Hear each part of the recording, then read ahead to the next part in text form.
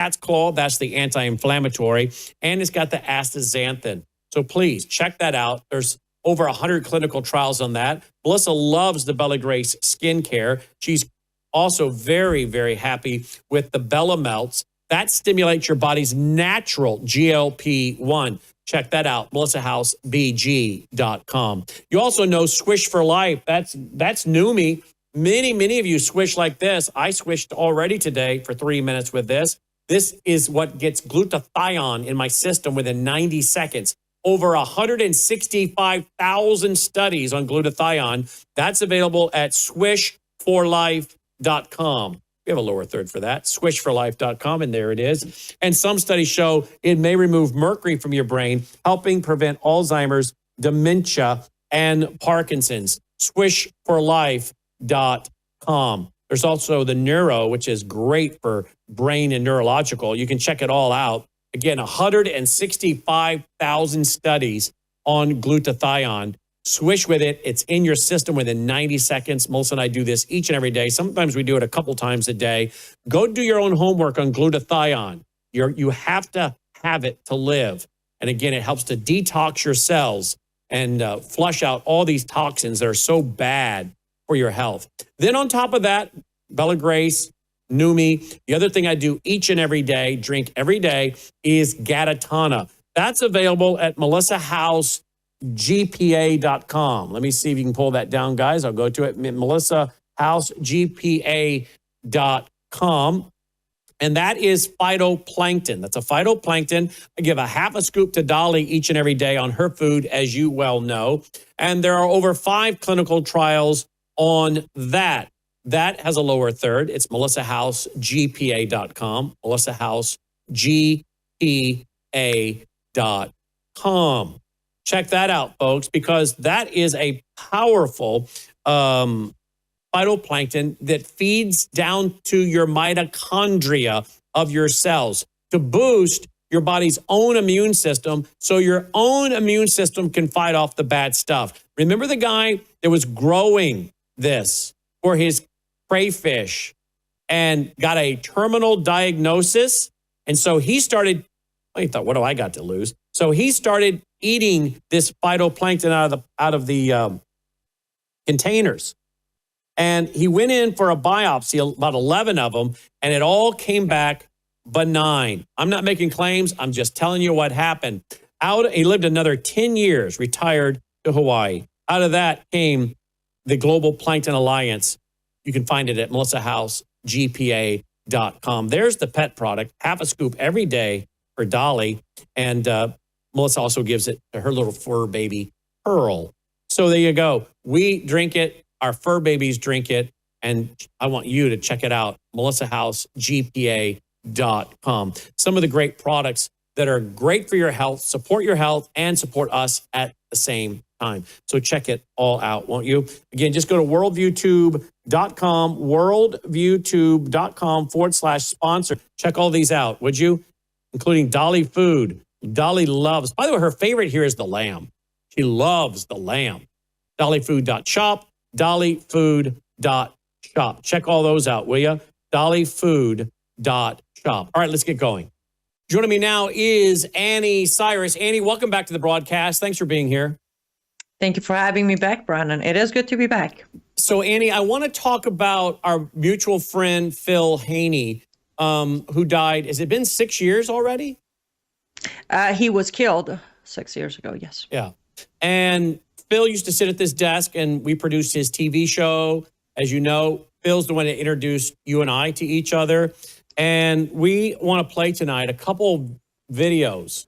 One is Phil Haney, a founding member of the Department of Homeland Security, who you and I both believe was murdered because he openly stated on the platform at my Worldview Weekend that was the basis for my documentary, Sabotage, that he had all the information on some of the highest level people in the U.S. government that were knowingly allowing jihadists into the country. And he had kept all those files, even when they were trying to delete it from the government intelligence database. He was shielding it and keeping it for safekeeping. And he became a whistleblower.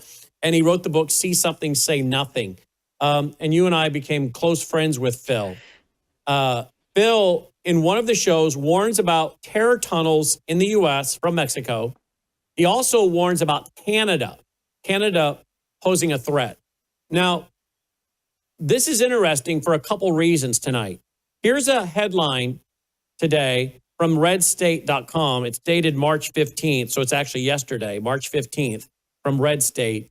Up to 700 Iranian military and government officials may be living illegally in Canada, and no one cares. And yet Phil was warning about the threat Mexico and Canada pose to the U.S. What's interesting is that in one of my documentaries, I can't remember if it's Siege or Sabotage, I have a clip from a gentleman that says, this is several years ago, that Canada will be like an aircraft carrier from which jihadis will launch suicide or kamikaze missions on America. He said, think of Canada as an aircraft carrier from which jihadis will launch attacks into America. And yet here's this headline now, 700 Iranian military and government officials may be living illegally in Canada and no one cares. Then I want to add that to tonight's discussion to this. IDF says brother of Michigan synagogue attacker was Hezbollah commander. Obviously, we know Hezbollah, that is Iran. Now, that synagogue had a school in it. That's also very troubling because we have another report where we have a tactical gear and gun and a uniform with what looked like almost a Houston Police Department patches on his arm. You can kind of see him there. From this Iraqi-born nationalized citizen. And he was busted in Klein, Texas. And I don't know if this is all precursor to trying to test the systems in America for schools, but it would not shock me because in 2004, the Islamists attacked a school in Beslan, the former Soviet Union, and they ended up killing over 300, mostly children, some adults. And back in, here it is, look at this, September 2007, I think I said on radio today, 2008, but it's 2007 is when we began to warn about these terror cells hitting America's schools. All of this to say is I'm very concerned that when you start having these things pop up about targeting schools, either in Michigan, synagogue school, or in Texas, I'm starting to think maybe this is, again, some surveillance and some testing of the system. What are your thoughts initially on this? I would agree with you. This does, let me go to the first report you put up. The 700 military or officials, government of Iran's officials in Canada illegally. Mm-hmm. Let's add the ones that are legally in Canada. One of the biggest movements, I know fellow Iranians who are in Canada who have pushed for legislations and bills in Canada trying to stop the Canadian government from giving visas and residency to these people. Some of them think that the number of tied direct first and second degree family members of the top 5 ranking members of Iran's regime are all across Canada, including their kids, their grandkids, their cousins, their uncles. And you actually see them. When I spent about 4.5 months of my life in Toronto, you could see them. Like you're going to a mall or to a restaurant and you see these people in full Islamic representation of the regime in Canada. So not only we have the illegals, but the bigger concern is the legals, because guess what? When you come from Canada to US, I don't know about today, but at least as early as 2020, before the lockdowns, you didn't need any pre-approved visa or screening from Canada. If you have a Canadian passport, you come into America, Brannon. So those need to be considered even more dangerous than the illegals are going to need somebody to smuggle them into US. But the family members and the military members who are legally in Canada have free pass to come right inside America whenever they feel like it. And yes, I do believe that they are testing our response time, our system. And sadly, also, I think we're going to hear a lot more of those who like to call everything a false flag. So they're going to get away with whatever attack they try to pull off in America, Brannon, because talking heads are going to come out and blame Israel and say it's false flag. They're going to say Israel did it in order to justify us doing more wars on behalf of Israel. Yes. Mm-hmm. That's already the narrative. Yeah, they always say that about 9/11, that Israel did 9/11. Exactly. But there's zero evidence of that. Where, on the other hand, there are millions of evidence that it was an Islamic movement. Iran was behind it. Qatar was involved with it. Saudi Arabia was involved with it. Those evidence are there for anybody who wants to look at them. Of course. We have a video. We've played it several times. I'm going to play it again so we have full context. Joe Kent, somebody I interviewed in person in Dallas, Texas a few years ago, who now is on the national security team for the second Trump term here. And I played this last week, warning about 18,000 terrorist cells in the U.S. I want to get your thoughts on this in context with this conversation. Listen to this. Progress under President Trump's leadership. We have the jihadis of ISIS and al-Qaeda on the run in Iraq and Syria, thanks to the decisive action and the strikes that we've taken there recently since President Trump took office in January. However, we have a persistent threat from the individuals that were allowed into this country by the previous administration. The number one threat that we have right now, in my view, is the fact that we don't know who came into our country in the last 4 years of Biden's open borders. What we have identified is alarming, and I want to share that with you today. We just recently put out a warning of the heightened risk of terrorist attacks posed to the homeland by terrorists pretty much of all stripes, but in particular from ISIS and from al-Qaeda. NCTC has been crunching the numbers and going through the sheer volume of known and suspected terrorists that are in the country that came in under the Biden administration. So far, NCTC has identified around 18,000 known and suspected terrorists that the Biden administration let come into our country. These are individuals who, under normal circumstances, would never be allowed to enter our country because of their ties to jihadi groups like ISIS and al-Qaeda. Yet the Biden administration not only let them into the country, and in many cases facilitated their entry into the country, just like the entry of the Afghan terrorists who committed the terrorist attack here just before Thanksgiving, killing one of our National Guard members and wounding another. That Afghan was brought into the country as a group of over 100,000 Afghans who were brought here during the disastrous withdrawal from Afghanistan. These individuals, despite what has been reported, were not vetted properly to come into the United States. The individual terrorist who committed the attack in D.C., he was vetted to serve as a soldier in Afghanistan. The Biden administration essentially used his tactical level vetting as a ruse to bring him here and to bring him into our communities. And we've seen the tragic results of that.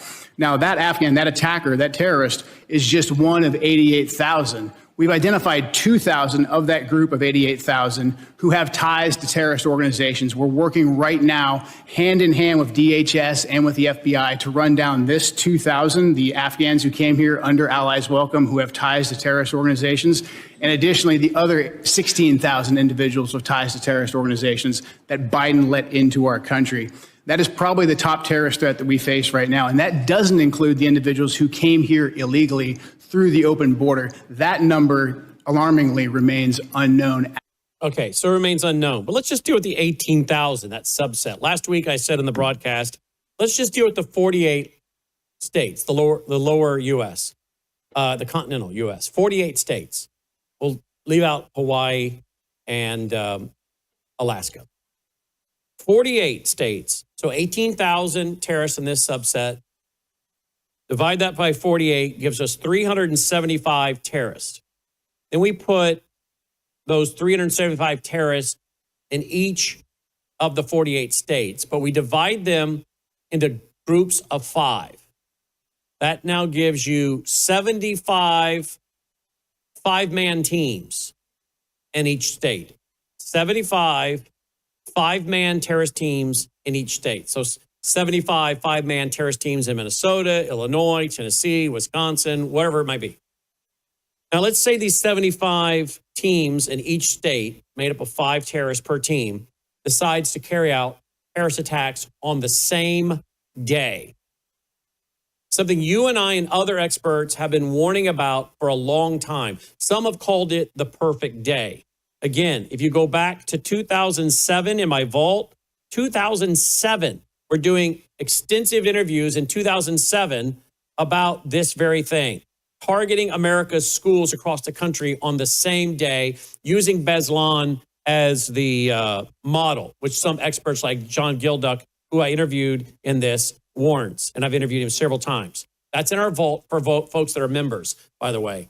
You can go back and watch that, listen to that. That's radio. worldviewtube.com/vault, worldviewtube.com/vault. It's as relevant today as it was in 2007, maybe more so. But if you had 5-man terrorist teams, 75 of them per state, 48 states here in the continental U.S., can you imagine, particularly if they start out in a county, hit that county so tough that the county next door has to bring backup? When the backup comes from county number 2, since county 1's been hit, backup comes in from county 2, rushing to county 1, then they carry out a terrorist attack in county 2. County 3 rushes in to back up county 2 because county 2 has helped to move in on county 1, leaving county 2 exposed. So county 3 rushes in, and then they hit county 3 and 4 and so on. And then they start targeting, God forbid, first responders, are pretending to be the first responders. Because what we saw in that article about the man that penetrated the school in Texas is she said he appeared to have the patch of someone tied to the Houston police. She said the secretary reported she has also allegedly observed 2 patches similar to those of the Houston Police Department, though this was not confirmed. Annie, I don't think our police departments, sheriff departments, and certainly our schools aren't prepared for this.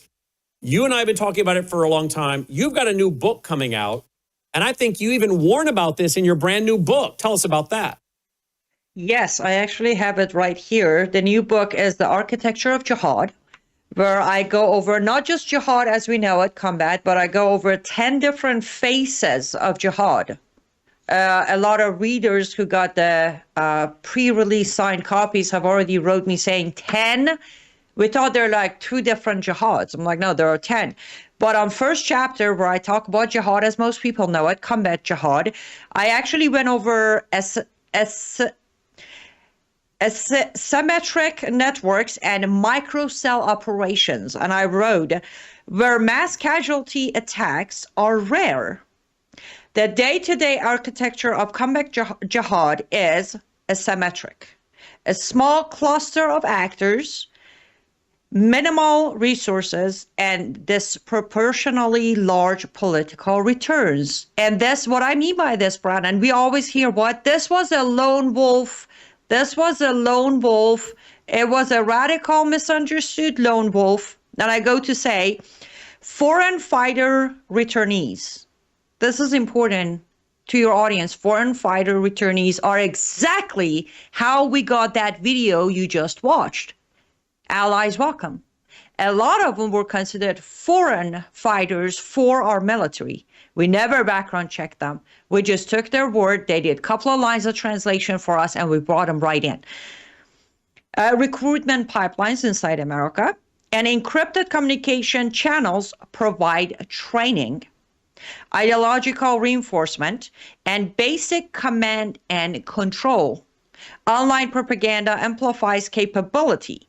Tactical manuals, target selection guidance, and inspirational material circulate globally in minutes. The core logic is simple. A handful of operators plus civilian infrastructure equal a strategic disruption. Of course, I go on to explain and expand on this on the combat jihad chapter of the book, but that's exactly where I end up going with it, Brannon. That we keep thinking it's a one attack, it's a lone wolf, they misunderstood the concept. We have refused to face this the sleeper cell issue in America as a real threat and part of the bigger system that is creating the combat jihad that has survived 1,400 years from Muhammad time to today. And to add to what you just said, Brannon, let me remind you, in June 11th, that is less than 3 months away, correct? In June 11th, the first World Cup game will start in America. In that very day, there are 3 games in 3 different cities in 3 different states in America. And they're going to require a lot of police officers and securities in uniform. Who's going to monitor to make sure every single buddy showing up with uniform is one of our guys versus one of their guys? Yep. And you remember at the end of last year, we warned about the DHS report that came out that was warning first responders, right? Yes. And this And guy everything you just said, it's going to be at every stadium across every city that World Cup games are taking place during a full 30 days between June 11th until I think July 14 is the last game, or 15. Every stadium is going to have first responders, police officers, security, firefighters. They're all going to be there because that's required for every game. And we pray nothing happens. And if nothing happens, that should not cause you to become apathetic, because when they are ready, as David Gobbets always says, I said, David, when are they going to attack? Well, when they're ready. When they're ready. I can't tell you, but when they're ready. Now, what did David say to us again and again? When he went into these mosques undercover, 425 of them here in America, and as he's undercover opposing as an Islamist, well, when it's going to be the next attack on America, and how and what? And what did he tell us over and over in our interviews with him, Annie? He said, they tell me next time they will hit us with what is near and dear to the hearts of Americans. Well, what is near and dear to the hearts of Americans other than their children and grandchildren, right? Absolutely. And yet you and I both know our schools are soft targets because we have, sadly, for the most part, nice people that are school resource officers who are doing their best. But these are not guys that, most of them are not physically fit. They're not trained to deal with 2, 3, 4, 5-man teams. So, and now this guy supposedly, someone was going in. If you read the reports in Houston, out of Texas there, somebody was going in, or excuse me, someone was coming out. Someone was coming out of the outside door, and he came in, grabbed the door, and went on in. So that's how he got into that first door, supposedly. So again, we have so many ways for them to do this. Not to mention, you could very easily have people on the inside who open doors, right? So we got a real problem with the fact that most school administrators, most police chiefs in America, most sheriffs, if you were to ask them, tell me about the terrorist attack in Beslan, what do you think they would say? If I said, tell me what you know about the terrorist attack of 2004 in Beslan, what do you think the average police chief and sheriff would say? Where is that? What are you talking about? I don't know what you're talking about. I'm not familiar with that. That's what they would say, isn't it? Exactly. I'm trying to look on my book again to not to oversell, but under 2 different chapters. One of them is the law for jihad, and one of them is the political jihad. On both chapters, I bring this very up that please grab a copy of this book and send it to your chief of police and tell them to read these 2 chapters, because I explain exactly how they don't know what they're facing every time they're pulling over somebody in their area. They have no idea what they could possibly face under these 2 jihad. Mm-hmm. Every time they're going into court, they have no idea what's awaiting them. And I think this is cliche, but Brannon, they just need to get it right once. Yep. But we have to get it right every time. Mm-hmm. Here is an article that also, ironically, came out today, March 16th, 2026, by our mutual friend, Robert Spencer, who almost got killed by 2 ISIS terrorists in Texas when the FBI knew these guys were going to Texas to try to target the event with Pamela Geller and Robert Spencer. And supposedly one of the FBI guys helped the terrorists tear up Texas, right? Yes, and there was a second attempt on his life in Europe when they tried to poison him through a handshake. Remember that one? Yeah, I do. So this guy knows well what he's talking about. But look at this. Why? This is by Robert today. Why the jihad in America is heating up? Why is it heating up? He states, it seems as if the United States is passing from Quran's first stage of jihad to the second. Muhammad's earliest biographer, an 8th century Muslim, explains that there is a progression of Quranic revelation about warfare. First, he says the Muslim preached tolerance because they were small, powerless band that depended upon the indulgences of larger forces. When the Quran says, to your religion and to me, my religion, it isn't generously granting to non-believers the right to practice their own religions. It's demanding that tolerance from the non-believers. When the Muslims gained political and military power, however, they stopped preaching tolerance.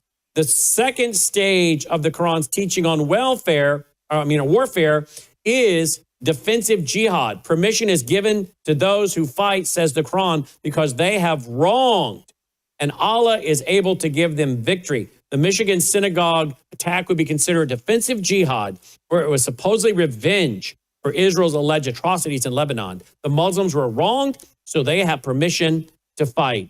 Even that, however, was not Allah's last word on the circumstances in which Muslims should fight. This Islamic expert explains offensive jihad by invoking Quranic verses, quote, then God sent down to him, fight them so there is no more seduction until no believer is seduced from his religion, and the religion is God's, i.e. until God alone is worshiped. The Quran quotes the Quran verses he quotes here commands much more than defensive warfare. Muslims must fight until the religion is God's. That is, until Allah alone is worshipped. Quote, fight them, end quote, says another Quran passage. Quote, until persecution is no more and religion is all for Allah. So what he's saying here is we are going to start seeing more terrorist attacks in America because we have moved from the stage of them being so-called tolerant of other religions because they're in the minority to now they're moving to stage 2, where now they're not going to be tolerant. They're going to start carrying out jihadist attacks because they are increasing in numbers. By the time of his death, Mohammed had launched or commanded at least 24 military expeditions. Some of them personally, others delegated. They were framed as retaliation in the classical texts. They were framed as obedience to Allah's command to fight until submission. Again, part of the book within the same combat jihad. Exactly. The same tafsir Robert Spencer is referring to is the same that I have right here. Yes. There's a time when you tolerate and then you retaliate. Retaliation comes when the invitation to enter Islam, known as Dawa, which is a missionary jihad, when they refuse to accept your invitation to enter Islam, you will retaliate because Allah said if anybody rejects the perfected version of my religion, that's Islam, then they should face consequences. And yes, that's where we're at. Now that brings us to the terror tunnels, because you're going to have to get fighters in here. We had open borders, so if someone came through that, you got to get weapons in here, drones, other things in here, various ways they can do that. Of course, we know that a lot of these cargo container ships that come to the U.S. are not screened. A very small percentage of them are screened. So the vast majority are not. But then you add in the terror tunnels, which we and others have warned about for years, can be used by both the drug cartels and the terrorists working in concert together. Perhaps the terrorist groups and overseas terror states help pay for some of the terror tunnels in exchange for being able to smuggle in weapons and use them. So the cartels can use them for drugs. The terrorists can use them for smuggling in weapons and some of their fighters. Interesting enough, for those so you don't think this is all just right-wing propaganda. Even NBC News, I believe this was a clip from last year by NBC News, talking about what are the ever increasing terror tunnels between Mexico and the U.S. About as quick as they find them and get rid of them and fill them, they pop up all along our southern border. Watch this from NBC News. Steps from the U.S.-Mexico border, there's a hidden battle below. Coming down, we went underground with U.S. Customs and Border Protection for a closer look at how they say they're hitting cartels where it hurts. So we've made it about 20 feet down, but this is where this system really opens up, stretching back this way. We followed Agent Lance Lenore through a tunnel that CBP says was designed by smugglers, one of dozens intercepted by his team. When you get down in a tunnel like this one and you shine your light and it just keeps going, I mean, what are you thinking? There's nothing that really surprises us too much anymore. We found a bounce house blower modified to pull in fresh air and metal rails allegedly used for moving large quantities of drugs. For every one of these tunnels that you cut off to a cartel, how hard is that hitting them? Oh, significantly. That's a year's worth of hard labor down the drain. And the profit from pushing drugs through? I would imagine that's pretty crushing to the people who actually constructed this. But with the border crackdown above, business below may be changing, with human smugglers trying to take advantage. Video obtained exclusively by NBC News shows an adult and child crossing through a tunnel big enough to walk through. The message written in Chinese characters is clear: get into the U.S. without getting caught. Another claims to show a different group of migrants running into the U.S., and these people sharing in Mandarin. The exact date they say they entered, June 22nd, 2025. Neither NBC News nor CBP were able to verify the authenticity of these videos.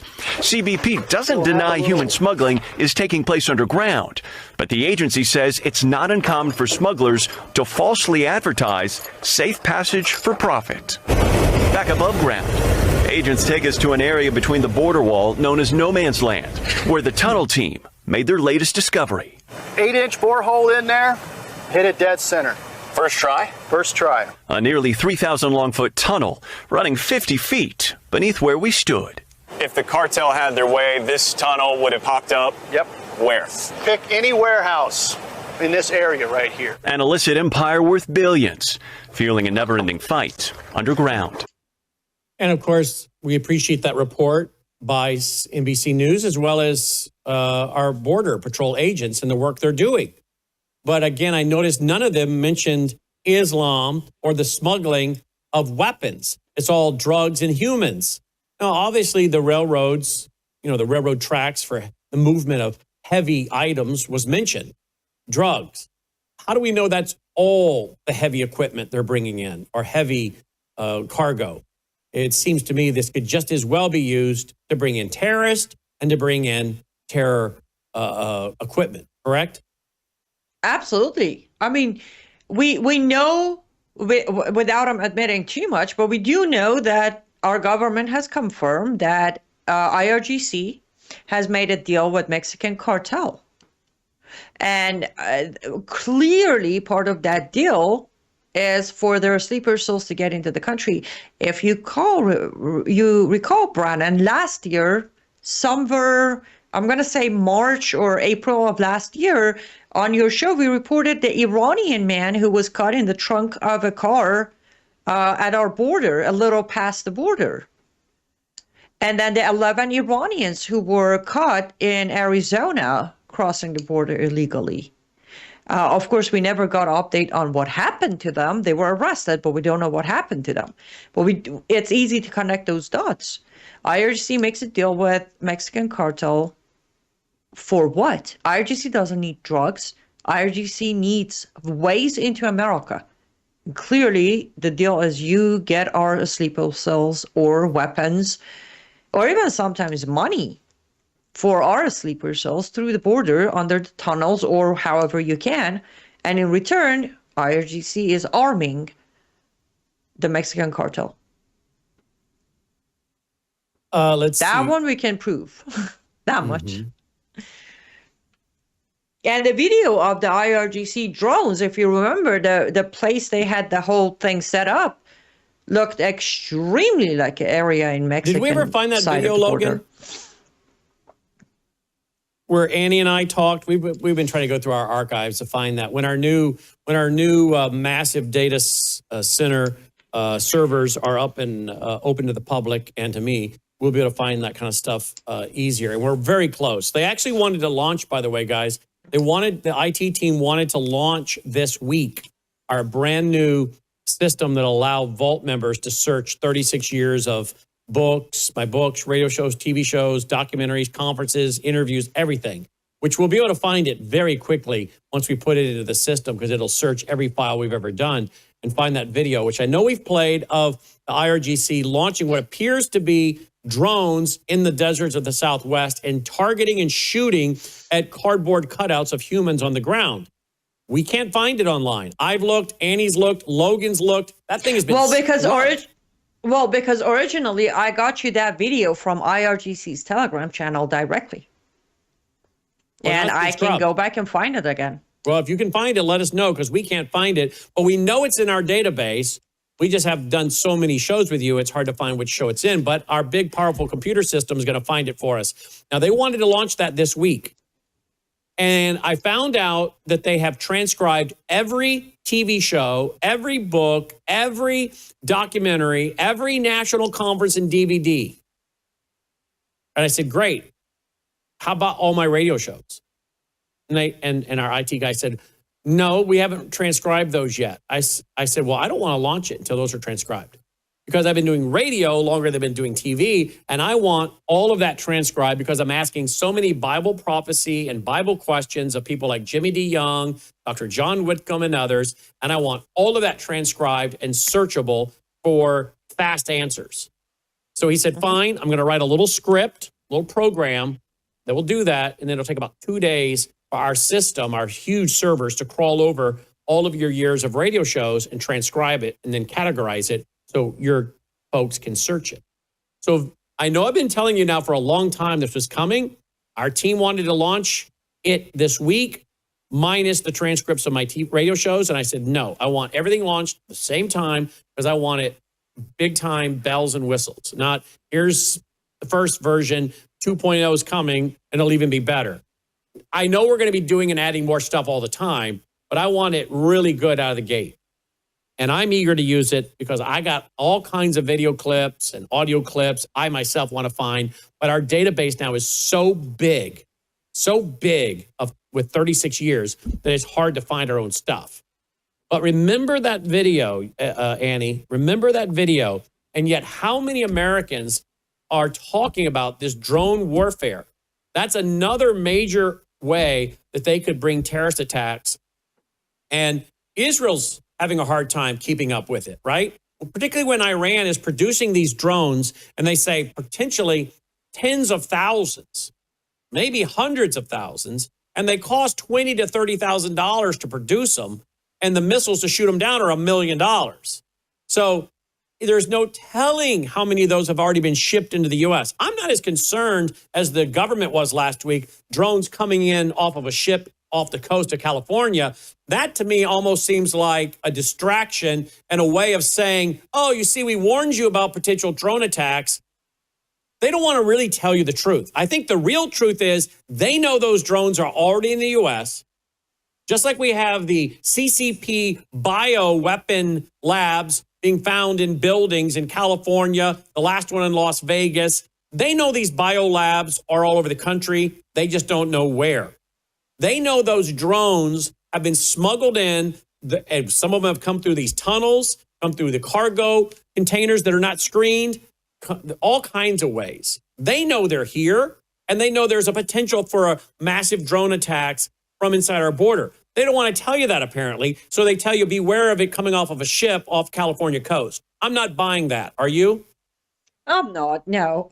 First of all, we haven't heard the truth from our government for a long time, very long time.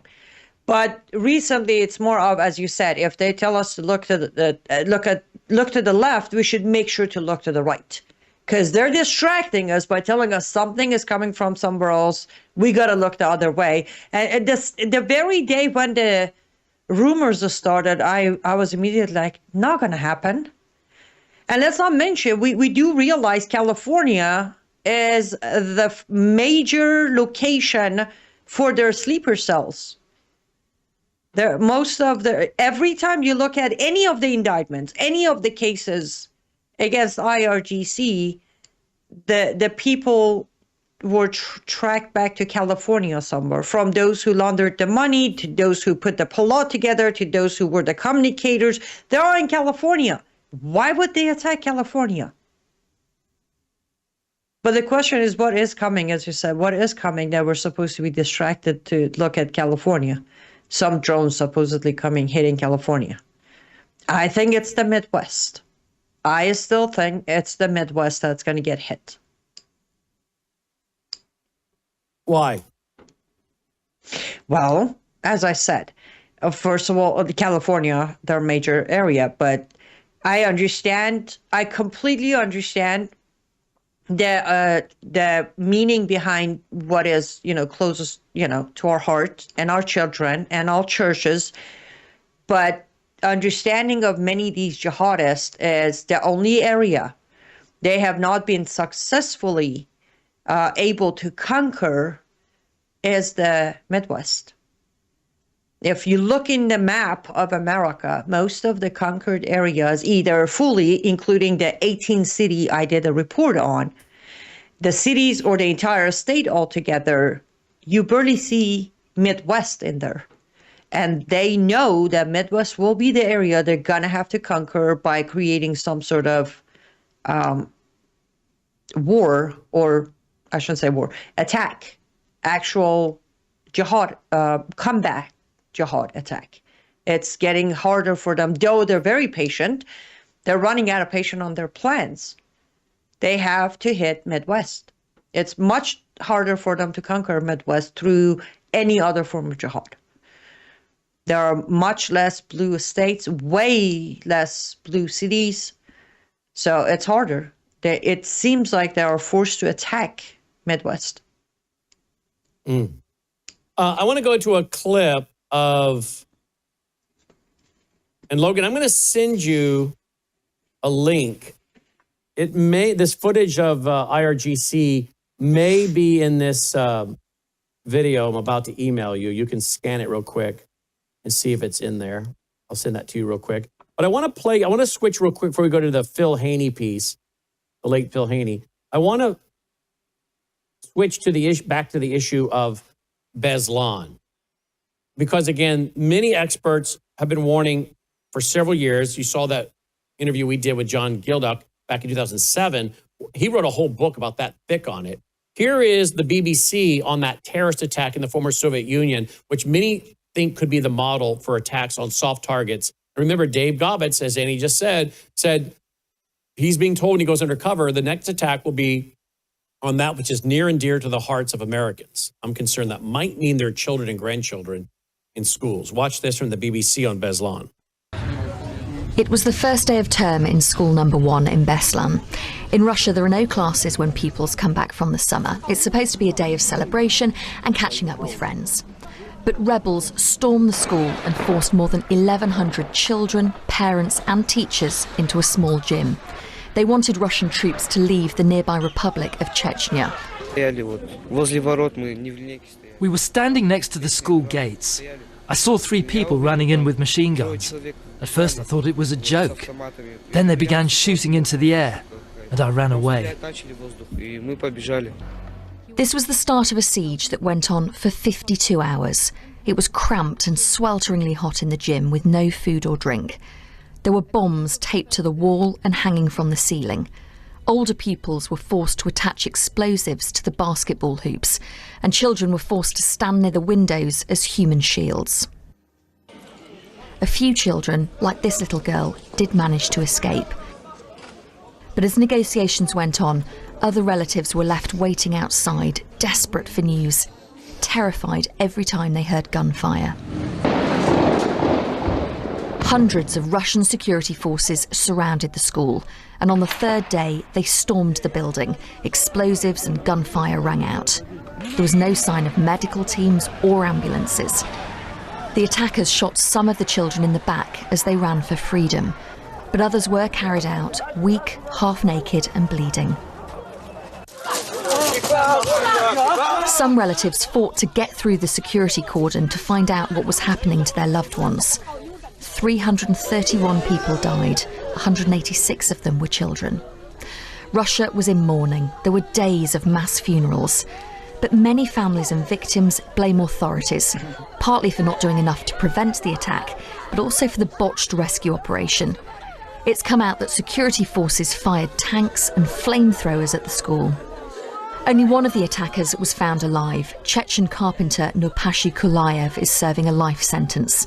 Authorities were cleared of any wrongdoing. For 13 years now, families and hostages have fought that decision.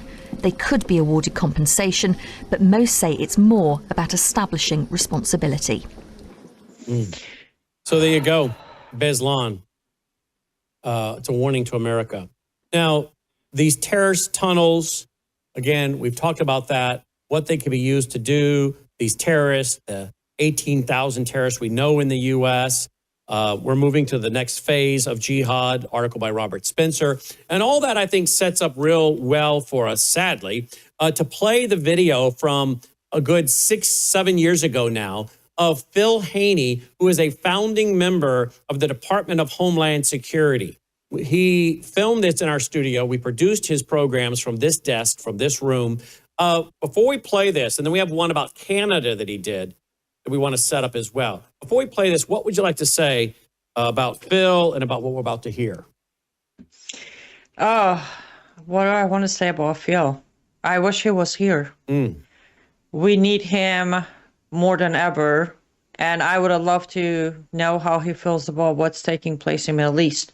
But one thing I always say about Phil, every year when I write a piece remembering him, is regardless of how much they try to paint him as a traitor, as a conspiracy terrorist, whatever they called him, I personally, here's what I learned from him. You stand tall, you tell the truth, and the more they make threats, the louder you become. Don't let them scare you to silence. And I think that's what he would love about you, Brannon, today.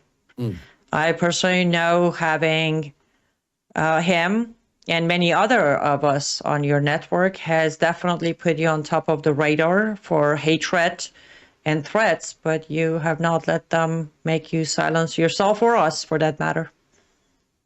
Well, that's true. And, you know, all of our days are ordained, so that gives us a lot of comfort as Christians. Phil introduced the two of us. So I think he would be very pleased. He told me, he said, I want you to call Annie. I'm telling Annie that you're going to call her. I'm going to tell you who Annie is. I need you to call her. Then apparently he called you. And what did he say to you before I called you? He called me and said, you're going to get a call from Brannon Howse. He's working on his newest documentary, and he's going to need your expertise. You don't need to run a background check. I'll tell you that he's one of us and you trust him. I said, yes, sir. Got off the phone and he called. Yeah, and that's what he said about you. He had vetted both of us, and he put us together. We're still working today. And you and I both believe, of course, that he was murdered. He was shot in the chest, apparently shot below the heart, came out the back on a side road there at a rest stop in California. There is the DNA of at least 2 people on the gun, which is weird. There was no suicide note for 2 years. Then all of a sudden the FBI gets involved, and 2 years later, voila, a suicide note shows up, which you and I and one of his relatives told me, who's talked to me multiple times, that's not his handwriting, nor is that the way he would write. And initially the coroner, and we have the screenshot of the coroner's report, who ruled it homicide, and then apparently they were bullied by the FBI into changing it to suicide. Do I have all that right? Absolutely, yes. We did a special coverage on your program. I even took a picture of his signature on my copy of his book. We put it up on a screen side by side. Clearly, whomever did the writing was a righty who was trying to write with their left hand. But Phil was naturally a left-handed person. That was our biggest clue that we know this is a fake suicide, finding it 2 years later, for that matter. Yes. And why would they want Phil dead? And who do you think killed him? Well, why was the fact that, as I just said, they knew he's not gonna quit. They knew he's not gonna go away. First they tried to put him in handcuffs, and instead of thanking him for his service to this country, they tried to convict him. That failed. Then they forced him to retirement. Then he became a whistleblower. They realized there is no making him go away unless they make him go away. That was, and we both know he was about to publish the second book where he was going to name names. I mean, he told you and me, evidence. he told you and me and others, if I'm ever found shot, I didn't kill myself. And he was not in any way suicidal. He and I had been talking routinely. You were talking to him. He was very excited about his new book, campaigning for President Trump during the first run-up to Trump's election. He was going to get back out there and campaign for him again, I think, for the second run. But he was busy working on that book, doing many other things. He was very positive. There's a lot of texts from him that last day. He was going in to have a procedure, a heart procedure, asking people to pray for him. That is not the way a man acts who's about to go off himself. And if he wanted off himself, do you think he'd shoot himself and then have it go through his lower back and miss his heart? He was trained to shoot. He was trained to carry a gun. He knew how to shoot. And again, more details. He was minutes away from his RV. If he was going to, again, I refuse to think he would ever. He went through so much. As he said, his life was just about to come together. And he would, even if he decided, he would finish the drive, get to his RV, probably sit in the porch on a chair and do something. And I'm pretty sure one of the shoe he was wearing wouldn't be running the opposite direction of the car either. Right. His shoe was off. His shoe was off at the crime scene. Like, what is that about?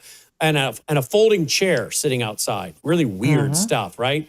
Exactly. And his wife had died of a horrific type of cancer. Horrific. So if he was going to be suicidal, it would have been, and we held her memorial service in this studio from this desk. He held her funeral service online. We produced his wife's funeral service from this room. And he sat at this desk and he eulogized her and he had people calling in. And he played his guitar and sang a song that he had written for her and a PowerPoint presentation he had built. And we produced his wife's entire service online, right here from this room. If that guy was going to commit suicide, he would have either done that before that or after that. He wasn't in a deep state of depression. Was he lonely? Yes. But he was actually getting better. I don't know what date this is we're about to play him, but there was a sadness in his TV shows after she died, but he was coming out of that. When I would talk to him on the phone, like you said, I'm getting happy again. I'm getting my peace and joy back. I'm happy again. He would have done it months before all that date that he was found dead. That would have been the time you would have thought he had done it, not when everything is coming back together and he's got trips planned, campaign stops, speaking engagements, and a book. And he was planning on coming back into this studio in March of that year, when he was found dead in February. He was planning on coming back in here in the next month to film 12 more shows. Is that a guy that kills himself planning 12 more shows? No, and that's the thing. I met Phil before I was saved. And I've always said that he played a huge role in my ear opening up to hearing God. He was a God-fearing man. He would not commit suicide. I refuse to believe that. Not because I love him so much, because I saw him go through everyday battles relying on God. Yeah, he'd already been through the toughest part. And he was coming out of it. So it did make sense. Made no sense to us. But there you go. All right. Here's Phil Haney from this studio warning about the terror tunnels in the U.S. Then we have one where he's warning about Canada. Let's play this first one, and then we'll set up Canada. Watch this. Good morning, everyone. Our subject today in the series on national security meltdown will be the southern border. We've talked earlier about the northern border. Now we're going to focus on the southern border, which, if you've been following the news lately, is getting an awfully lot of attention, isn't it? Well, the first thing that I want to look at is an aspect of smuggling and cross-border criminal activity that doesn't get quite as much attention as people coming across the border illegally, but is also very serious all along the southern border with Arizona, California, Texas, New Mexico. It's these tunnels. And I would encourage you to take a look at this resource, and you'll see that down in the bottom, and this was written in 2013, 6 years ago, more than 180 tunnel attempts have been identified by law enforcement officers since the very first cross-border tunnel was documented in Arizona in May of 1990.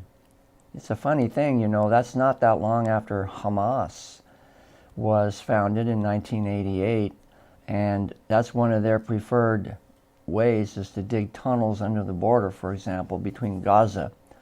And as you'll see in this next slide, the Israelis have been dealing this for quite some time.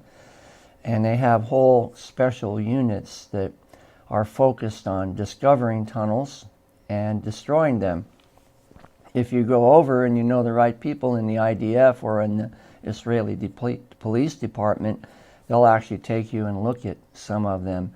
And right now, the IDF is conducting operation on the northern border, meaning with Lebanon and Syria, where they're discovering tunnels that Hezbollah has dug under the border. So you see a connection. The technology and the skill required to build these tunnels is being imported from the Middle East, and the drug cartels are only too willing to work with them in cooperation.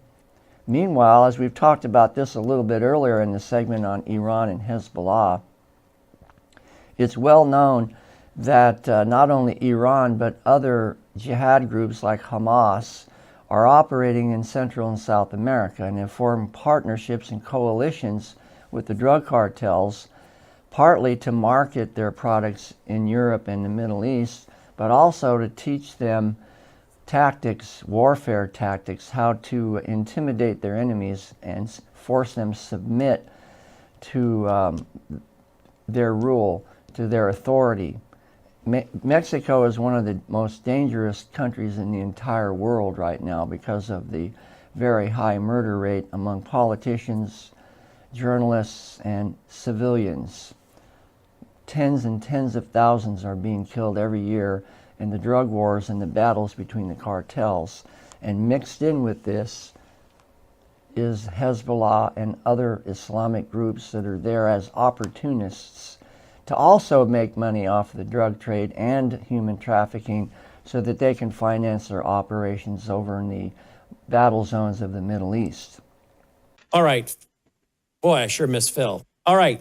Now, during that, Annie, of course, she doesn't get rid of anything that we send back and forth. And so she was able to find that video of the IRGC putting out that video of drones. And it looks like it could just as well be the deserts of the Southwest, right? So watch this. What was the date of that email, Annie? October 9, 2023. October 9, 2023. Wow. Okay, here we go. Watch this, guys. This is an IRGC video. This is Islamic Revolutionary Guard Group.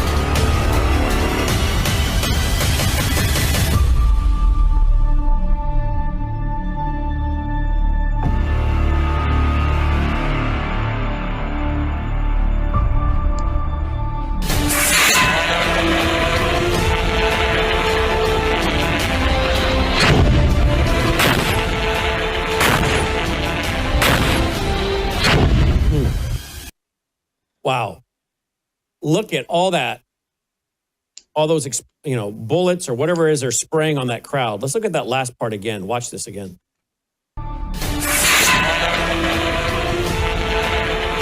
The drones are shooting. Oh no, that's the drone exploding they're exploding and it looks like they're sending shrapnel. Yeah, suicide Exactly. drones, and I'm guessing that's shrapnel that's causing that. I don't know. I'm not an expert in explosives, but I'm guessing that's shrapnel that's spreading, right? And causing that look in the dirt. Those. I'm no expert either, but that does look like it. Okay, so we were covering this almost 2.5 years ago. Okay? Yes. And now the FBI comes out and says, oh, by the way, Americans, you might want to be prepared for drone attacks. Hello, thank you, FBI. See, they should call us once in a while. Yeah, Brannon. oh, they'll never do that. I know. Oh, yeah, we've called them years ago, and I still have all the emails, with showing them the threats we were receiving by email, and they didn't want to do a thing about it. Not a thing. All right, they didn't even want to look into it. Now, this brings us back to a time when our friend Todd Bensman, who, don't we miss interviewing him, but he's kind of the right-hand man right now for the border czar, Tom Homan. And hopefully one day he can come back on air with us again, because you guys remember how much we were interviewing Todd. But Todd released this video some time ago. He reposted this, by the way, October 9th, 2023. The same night we covered that, he posted this. Look at that, October 9th, 2023. Good time to revisit this. Okay, so he had put this out before. And what is it about? The mosque in Mexico. The mosque in Mexico that appears to be a place where they're helping jihadis stay for a while till they can get into the U.S. Watch and listen to this.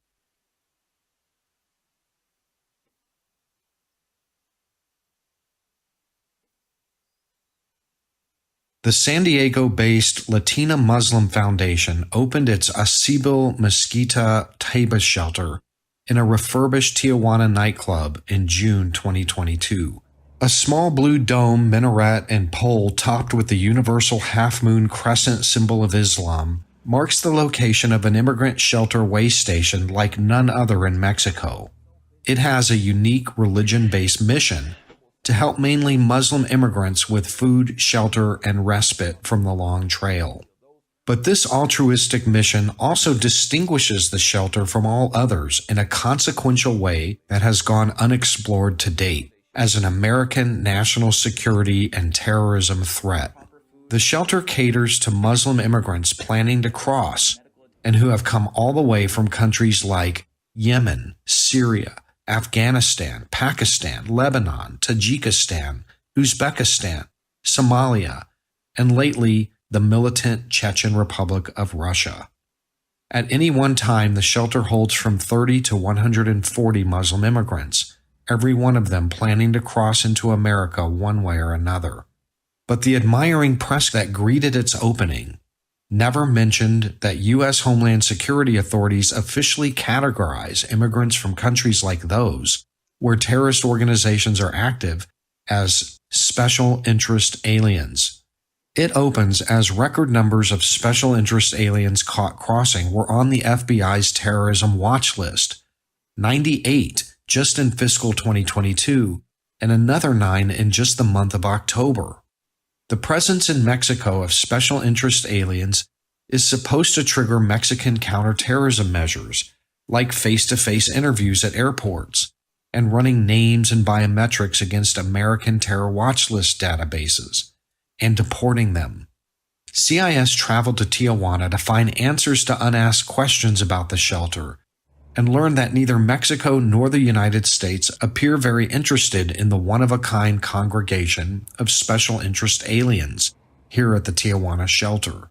The shelter's Mexican-American manager and convert to Islam, Sonia Garcia, said she understands and shares American concern about terrorism and does what she can.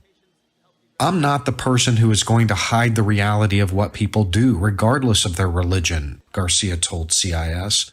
Just because they are Muslims, we are not going to let them come to the United States or Mexico to hurt people. Garcia said her organization has called Mexican authorities twice when staff grew suspicious of certain travelers for further security checks and that they were rejected. But Garcia and her staff are not trained in security like American and Mexican intelligence officers. plenty of migrants come and go at will to cross the border.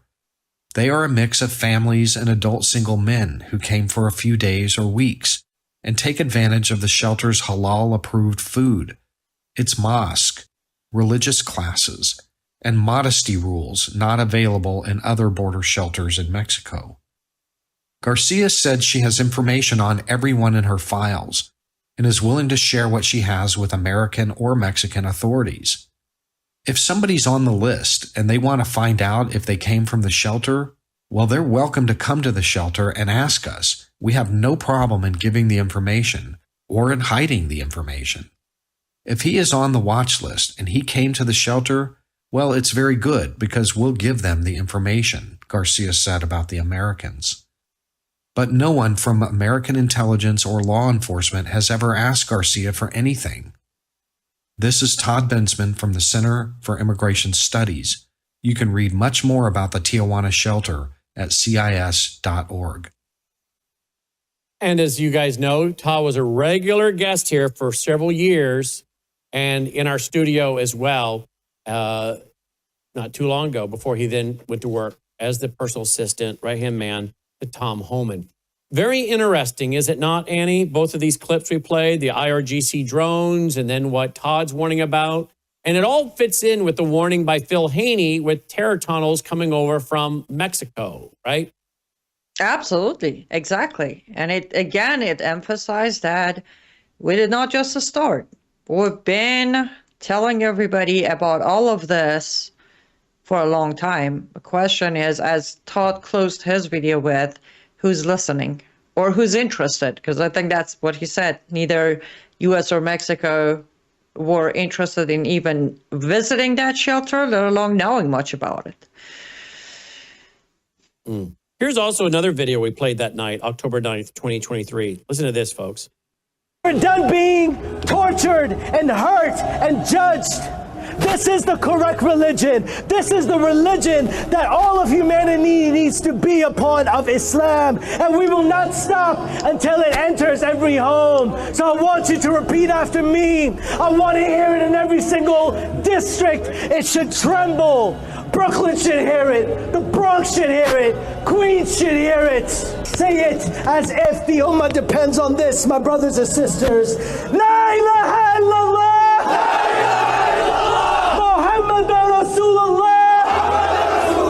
There is no God worthy of worship except Allah, the God of Jesus, the God of Moses, the God of Abraham, and the God of the last and final prophet Muhammad sallallahu alayhi wasallam.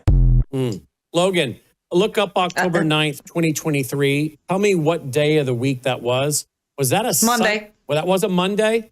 That was a Monday, yes. Okay. So you and I were on the air covering all of these topics on October 9th, 2023, 2 days after the October 7th terrorist attacks in Israel.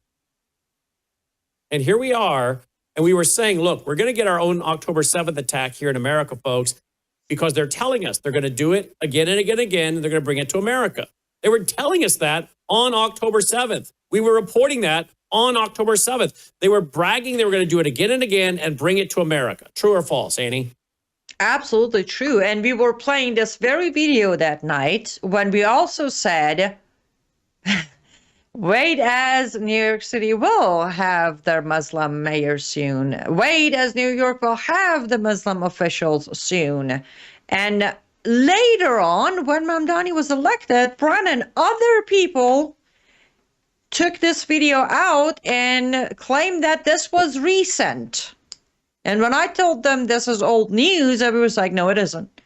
I'm like, this didn't happen after Mamdani inauguration in New York. No. New York has been targeted by Islamists for a long time. Mamdani is the result of, again, another thing I go over on my political jihad chapter on my book. I explain how these candidates don't just pop up.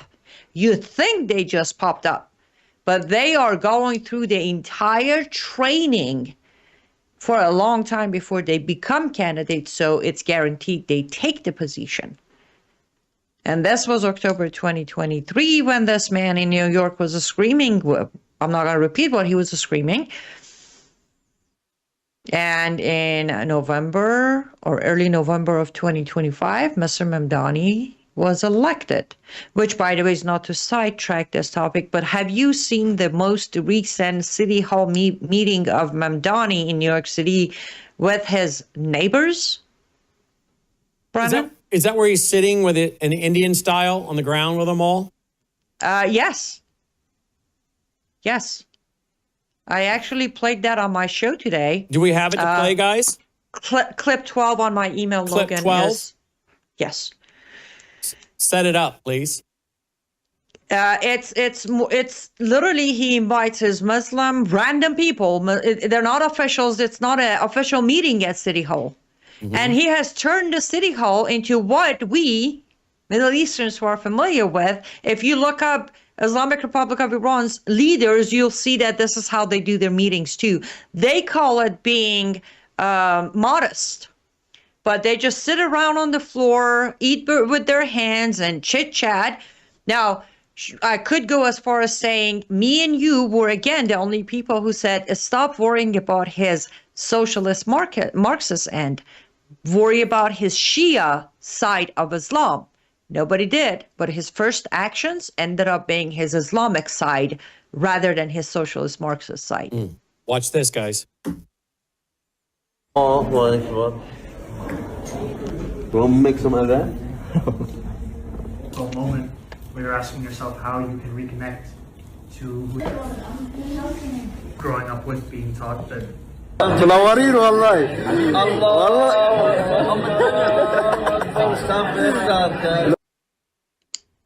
How do you like that meeting at City Hall with his neighbors, Brannon?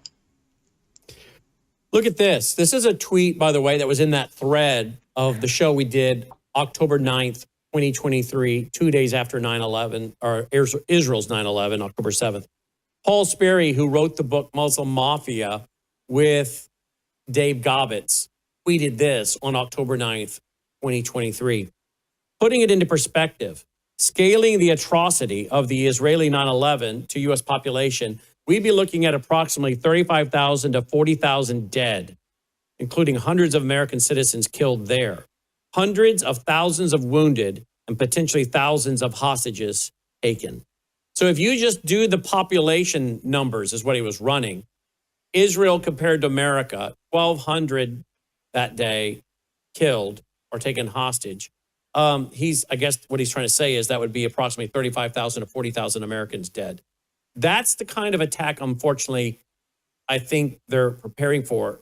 Equal to 9/11, which was over 3,000, or greater. I think what they're looking to do is be far greater. And if not far greater in number, I think the attack they're looking for is going to be one that is, as you say, out of the norm.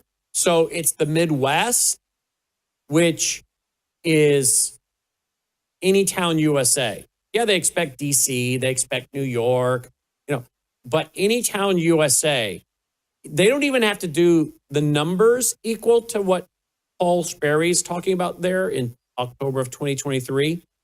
If they could equal numbers of 9/11, but do it in Anytown, USA, that, of course, would have a huge impact psychologically. Yes, and I know we're going to do a show on this as we get closer, but I will be writing on my Substack heavily about it. Remember, this year, 2026, we have regardless of Americans not knowing anything about football, I mean, the one you call soccer, it is the biggest event in the world, and we are hosting it. And just the national security issues surrounding that 1 month, Brannon, should put every American on a, not to fear it, no, get ready mode.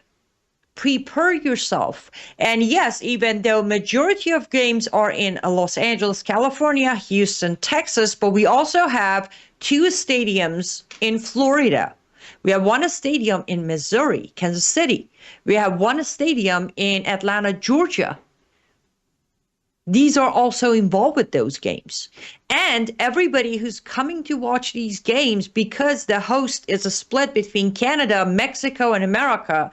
Let me repeat, Canada, Mexico, and America. Everything we just talked about tonight, Brannon. Canada, Mexico, tunnels, World Cup, games is splitting between 3 countries. Anybody who's coming here, they be able to go to Mexico, watch the next game, come right back into US with no new screening. Nobody's going to say, wait, are you really Mohammed Assad from Syria who got original visa to America? Or did you switch yourself for the jihadi coming back from Mexico? I'm just scratching the surface about those 30 days in America. And that is less than 90 days away. A little over 90 days away. My bad.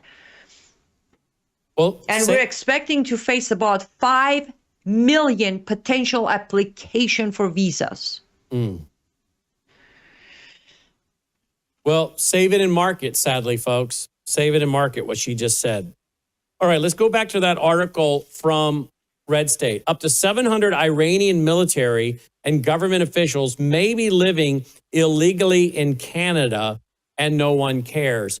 Phil Haney also warned about Canada being a threat to our country. Speak to this before we go to this interview, please, Annie.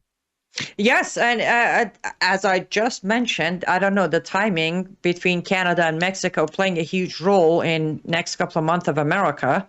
Also, we talked about those who are actually legally in Canada.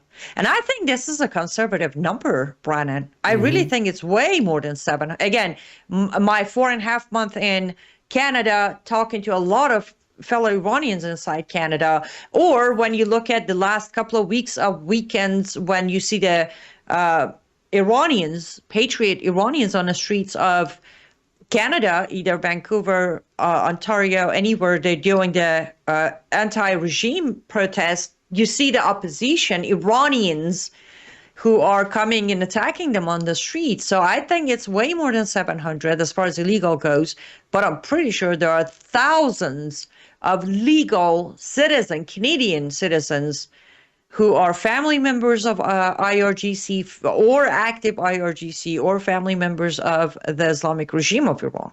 Again, they can all come across the border easily.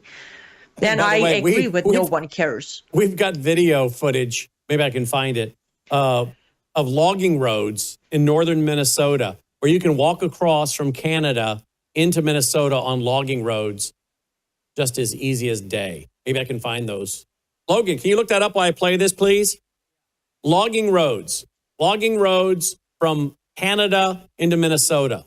Look that up on YouTube, see if you got it. By the way, before we go to Phil, warning about Canada, I have found that clip that's in one of my documentaries from several years ago, where CBN News is interviewing an expert who warns that Canada will be like an aircraft carrier from which the Islamists will launch kamikaze pilot type attacks on America. I found that clip. Watch this. Here we go. Canada share the longest undefended border in the world. There hasn't been a reason to defend it because there hasn't been a serious threat from either country in a couple hundred years. There is now. Canada is today the happy home of thousands of radical Islamists, ex-ISIS fighters, and the Muslim Brotherhood. Their numbers continue to grow, and they've infiltrated the Canadian government on several levels.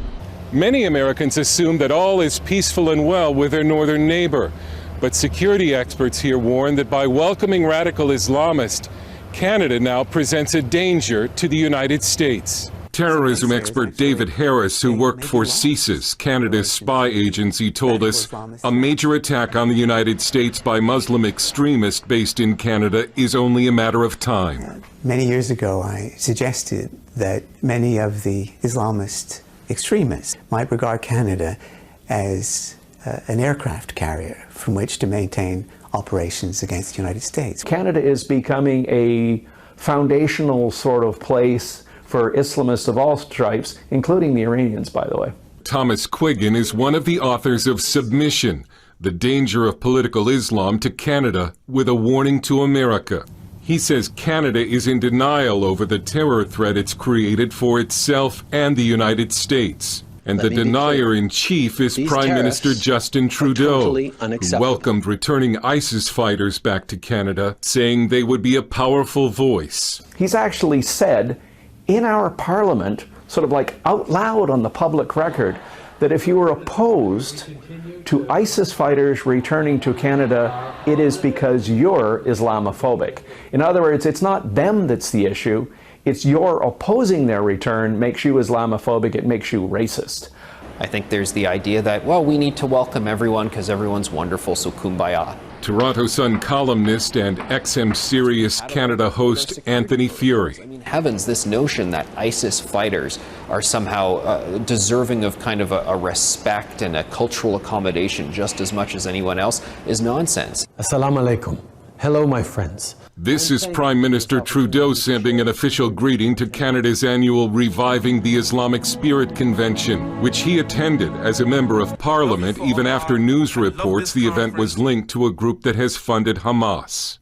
This is also about celebrating our shared beliefs in justice, fairness, equality of opportunity, and acceptance. And it was quite startling for people to say, do you know who you're talking to? And why would you say that you share their values when their values are anti-democratic, anti-women's rights, pro-slavery, pro-stoning of women? I mean, the stuff that's on some of their websites here in Canada is startling. There have been lone wolf attacks on the U.S. from Canadian Muslim terrorists ever since the Quebec-based Millennial bomber tried to cross the border to blow up LAX in 1999.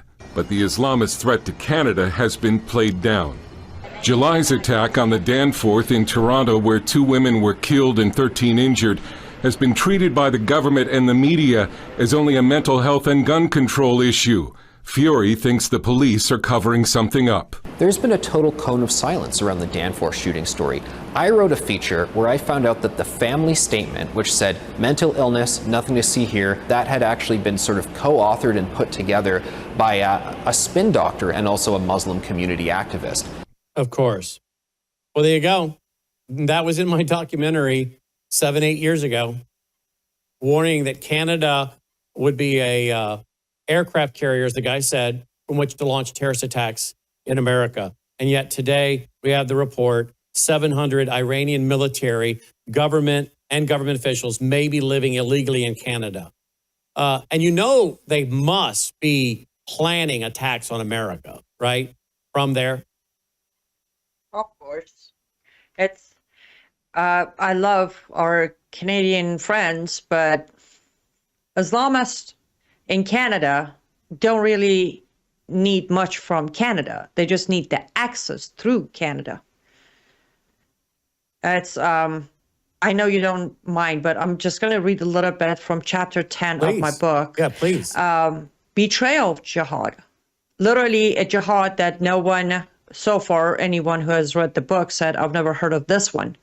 And it goes as, betrayal jihad is the front no one wants to name because it indicts not the jihadists, but the kafirs, the non-believers. This is the jihad carried out not by Muslims, but by non-Muslims. I'm going to skip a little bit because it goes to explaining when Western culture rewards conformity, fears moral judgment, elevates submission as compassion, and punishes anyone who speaks plainly, it produces a class of allies Islamists could never create on their own, but eagerly exploit.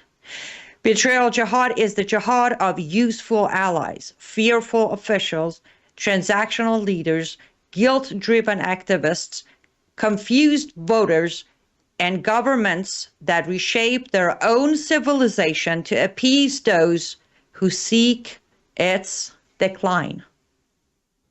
Canada is on top list of betrayal jihad. Canada has been always a useful ally of jihadists. So yes, this was never about conquering Canada. This was about using Canada as access to America. Let me see, from logging roads. I know I've seen the video, Logan, on how easy it is to walk those logging roads. Okay, here we go. This is the border between the U.S. and Mexico, including fences, barriers, and military support, making it one of the toughest borders in the world. But this is the border between the U.S. and Canada. It's just a cleared strip of forest with no fences or barriers. They decided to mark the longest land boundary in the world just that way for 5,500 mi from the state of Maine to Alaska by simply cutting a 20th wide strip of forest wherever there are trees. This deforestation is also known as the slash. The dividing line is also marked by monuments. There are about 8,000 of them along the border. All this is done in order to have a physical marking of the border. For example, during a hike, a person can easily identify the boundary. The slash is maintained by the International Boundary Commission, which also removes new trees there every 55 years. An interesting fact, the clearing of these trees costs each U.S. taxpayer about 50 cents per year. All right, so there you go. Lots and lots of land up there in Canada, between Canada and the U.S. All right, so Phil Haney warned about this several years ago from this studio. Watch this. Hello, everyone. Continuing on with our series on the national security meltdown, we're going to talk about the northern border, meaning the border with Canada and the United States. And let me mention that I'm coming to you today with the perspective of a law enforcement officer. So, imagine sitting at an airport or a port of entry where foreign travelers coming in from Canada with the knowledge that the rules for entry in Canada are different than the rules for entry in America. What I mean by that is that Canada allows people to come into their country that we might not.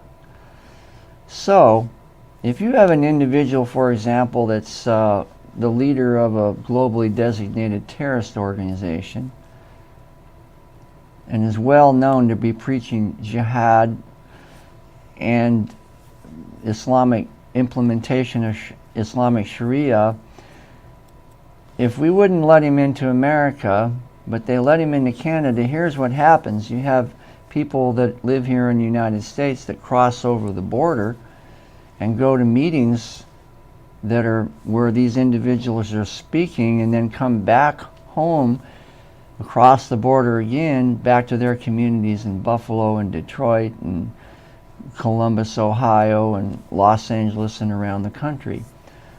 So what Canada does and what its counterterrorism policies might be have a direct bearing on our efforts to secure our borders here in the United States.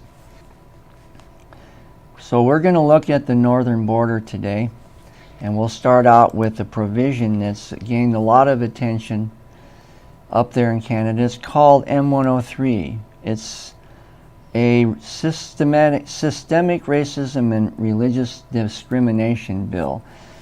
Essentially, it's attempting to criminalize what is known as Islamophobia, or criticism of Islam. And after a lot of debate from December 1st of 2016 through March 23rd of 2017, it passed. See, here's the headline from March in 2017. Anti-Islamophobia motion easily passes House of Commons. Well, why is this important? Because people in Canada are being pushed into a corner regarding freedom of speech and facing criminal charges, much like in the UK these days, if they criticize Islam or they attempt to point out the nature of the threat that some of these groups that are operating in Canada that are Islamic in nature might pose to the sovereignty and security of their country, let alone the sovereignty and security of us here in America. And now I remember the point that I was trying to make earlier.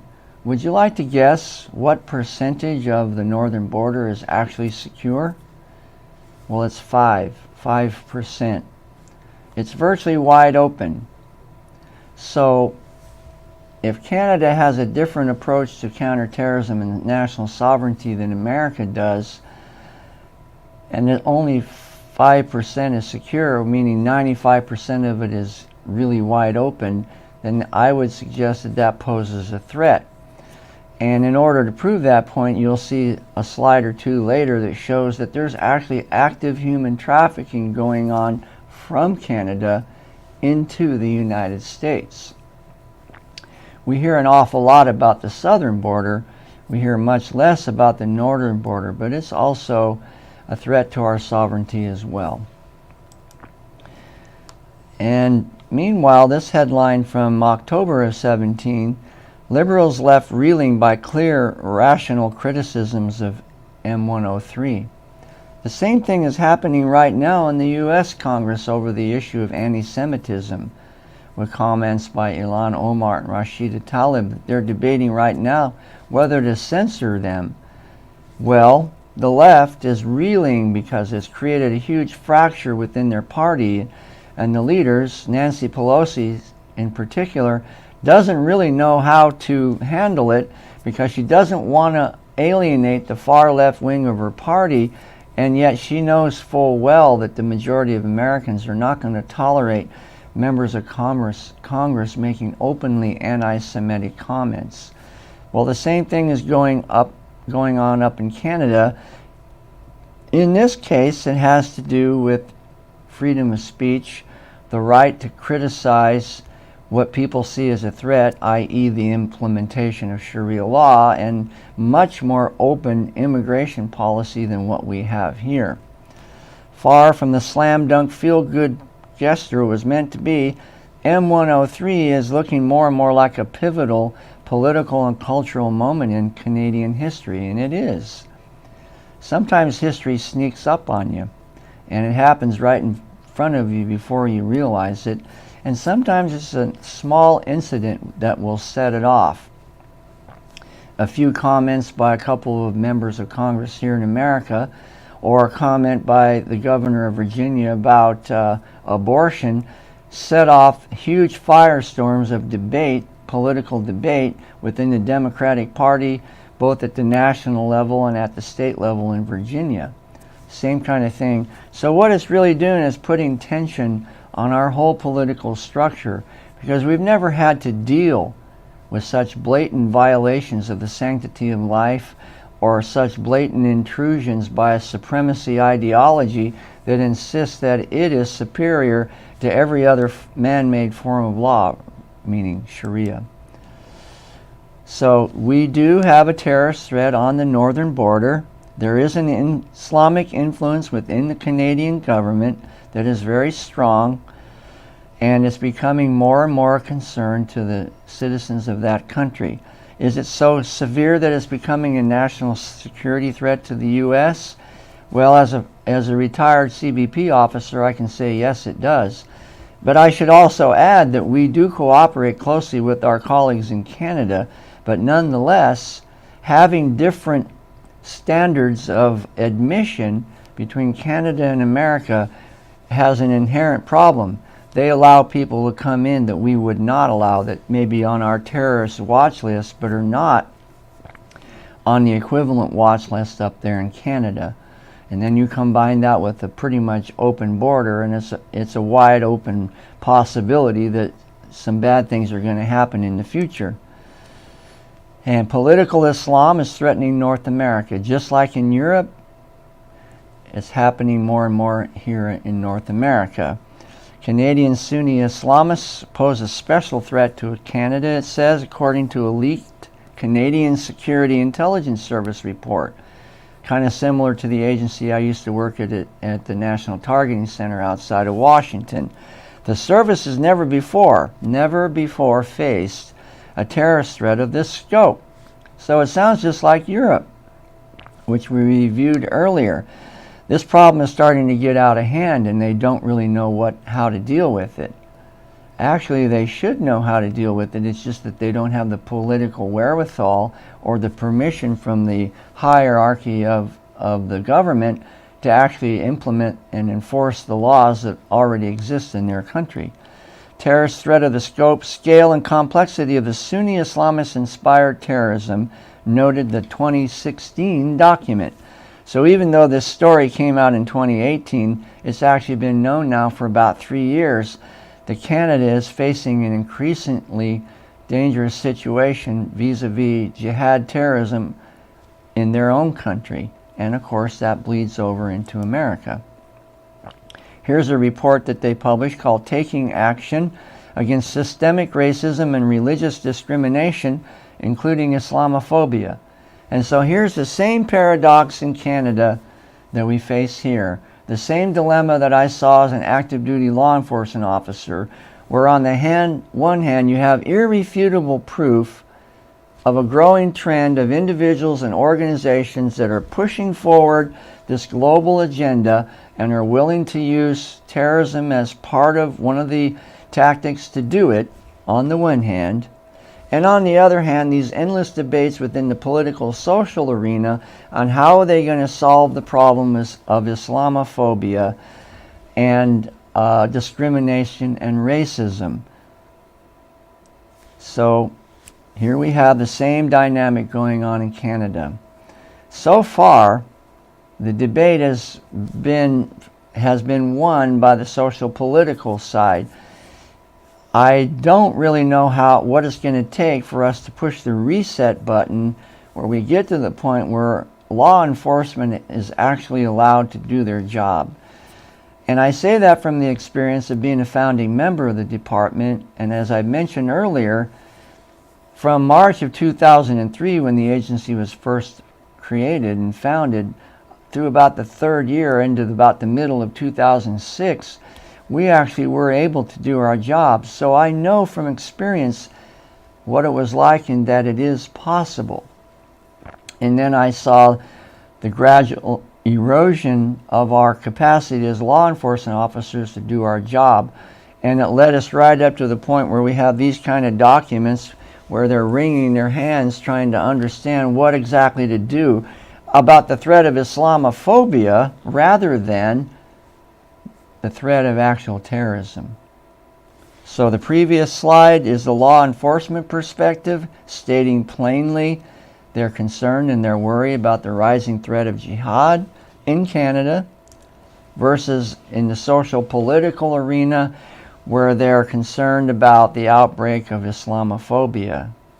So one of these attitude or positions is going to have to prevail, and I would say it has to be the law enforcement if we want to preserve, in America's case, our constitutional republic, or if they want to preserve their heritage, as they call it up in Canada.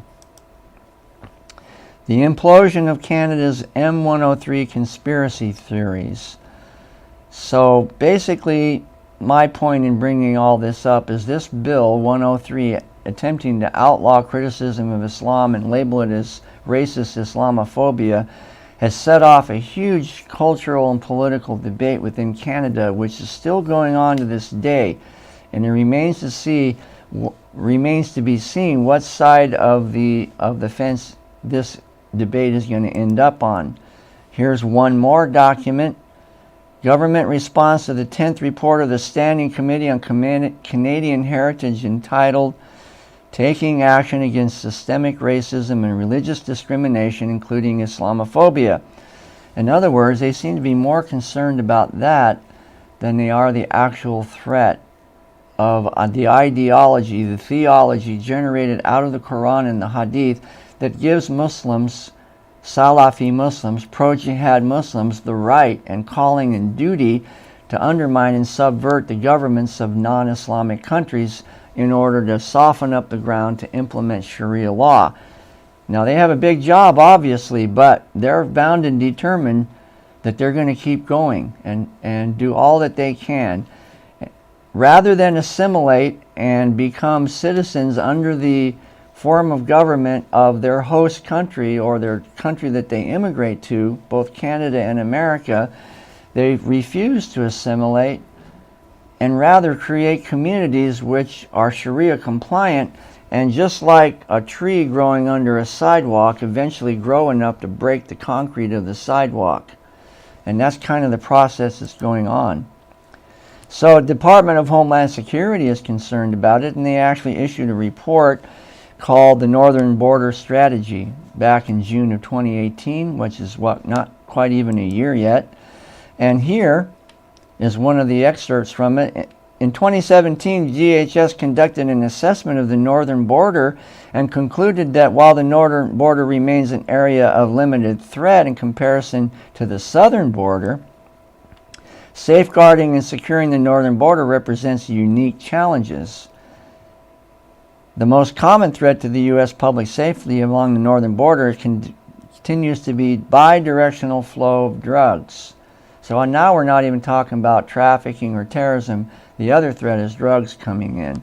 Transnational criminal organizations along the border adapt their drug production and smuggling methods and routes to avoid detection by the U.S. and Canadian law enforcement. Well, the drug smugglers can do it, then so can terrorists, right? And human traffickers. Potential terror threats are primarily from homegrown violent extremism. Well, there's that word again, homegrown violent extremists. What is that exactly? Where do these seeds come from? These seeds that are planted and grown in a home garden, where do they actually come from? And that's the part that as a law enforcement officer irritates me, that we keep hearing these phrases, these euphemisms inserted into official government documents. We don't really know what it is. We just call it homegrown violent extremism. Potential terror threats from violent extremists in Canada who are not included in the U.S. government's consolidated terrorist watch list. That's what I told you about before. This is a more official language, but it's saying the same thing that I told you. That Canada admits people to come into their country that we don't allow to come into our country. So we have a disconnect there. And it can be a very serious problem. People that we know about operating up there, they don't necessarily even notify us when they come into the country. We do find out about it sometimes when American citizens cross the border, and we may interview them when they come back into America and find out that they went to some sort of a meeting up in Toronto or Ottawa where one of these individuals was speaking. That's kind of how we find things out. It's called intelligence. Amid focus on immigration from the south, illegal crossings from Canada surge. I mentioned earlier that there's a trend developing of human trafficking and illegal immigration coming in from the north, and here's proof of it. A lot of these little border stations are barely just a tiny little building, and then there's many hundreds possibly of miles where there's no border protection at all. Illegal immigration, human smuggling at the northern border. While the Trump administration fortifies the southern border, there's a growing concern over the number of foreigners entering the country illegally across the porous northern border with Canada. And it says here they charge them up to $4,000. That's cheap compared to the southern, which is usually 3 or 4 times that. It's incredible the amount of money that human traffickers make off the misery of other people, usually payable when the immigrants reach their U.S. destination. So that means there's networks on both sides of the border, both in Canada and America, that are profiting from this flow back and forth in Canada and America. So if I was a law enforcement officer trying to break the cycle of human smuggling, I would track down where these centers of operation in cities across the country and focus on them. That's the organization. You break that network and it shuts down the whole network. That's how you do law enforcement. They are well organized. They have scouted the area. They have scouted us, meaning CBP. They know what our routines is and they just work around it. Basically, we are not dealing with the JV team. This is the varsity team. Well, these guys have gained plenty of experience smuggling people all over the world. How do you suppose the people from countries like Syria and Iraq transit all the way through to Turkey, go across the Bosporus Straits into continental Europe? Do you think they do it all by themselves? No. Every step along the way, somebody has their hand out for money. Where do their documents come from? Their passports, their visas. It's an incredibly well organized and very, very lucrative, but also obscenely dangerous profession. It's happening over there, and it's also happening here in North America. Meanwhile, we have the founder of the Islamic Party of Ontario. These are Salafi. And he's condemning a man named Tariq Fatah. He is a Muslim who is speaking out about the emerging threat of the implementation of Sharia law in Canada. And he called him an open enemy of Islam. Well, that's essentially a fatwa. That could lead to his death. Like Salman Rushdie and so many other people. Ayman Ali Hirsi, who speak out against Islam and then have a target put on them. Even Tommy Robinson, people here in the United States as well. It's a reality. So if he speaks out about the fact that Islam is a threat, you have these Salafi pro-jihad, pro-Sharia Muslims that are openly calling him an enemy of Islam. Well, that's veiled language that's a capital offense. That's a violation of Sharia law. They say that he's a Pakistani agent planted in India with anti-Islam and anti-Pakistani facial cover-up. So, it's always a conspiracy theory. Rather than facing the reality of and admit what they intend to do, they blame others for bringing it to the attention of the general public. So to be in this field, it takes a lot of courage. That's really the bottom line. If you're going to speak out about the growing influence of Islam around the world, you better be really sure where you stand and what you believe, and have the courage to recognize that you may well put your life at threat, both economically, socially, in your work, in your profession, or even up to and including your actual life. Now this is Trudeau. Canada is set to sign on to the UN Migration Pact. Here's what you need to know. I mentioned this earlier. This is a UN-driven effort to standardize the immigration policies of the entire world at the expense of the sovereignty of the individual countries. The United States has not signed it. President Trump does not intend to sign it, but Prime Minister Trudeau does intend to sign it. And this is just showing up this disconnect. You have people coming into Canada that we would not admit here, who then get established and can easily cross the border to come into America, just like they do in the southern border, and put us at greater risk. So this is something to be aware of and to pay attention, because it's going to be developing in the next few weeks and months. As I said earlier, if I come back in a month, I'd probably be able to add this many more slides to each one of these presentations, because every one of the topics that I've chosen to present in this series are what I call live stories. I'm not providing retroactive analysis of things that happened months and years ago, and we're just kind of debating them like a history subject. These are things that are actually going on in real time as we speak right now. And this is just a basic introduction. I call it water skiing. Get out there on the water, but what some of you will want to do is like stop the boat, put on your scuba gear, and dive down into the water, and you're going to discover there's a whole lot of really big fish way down there, and some of them have very sharp teeth on them. So don't be surprised if you start to get more involved in some of these subjects, that you're going to be overwhelmed by the reality of how serious each one of these areas is in terms of our national security, and you'll understand better and better why I call it a national security meltdown.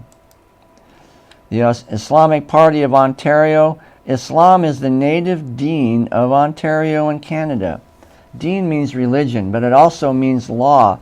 So now these Salafi Muslims that immigrated to Canada are turning around and saying that Islam is the original native language of Canada. Not language, native religion of Canada. The Islamic Party of Ontario, a new political party, says that in their principles and policies that Islam is the natural religion That means Sharia law is the natural law of Canada. And they're trying to normalize it. Well, you say, well, that couldn't happen.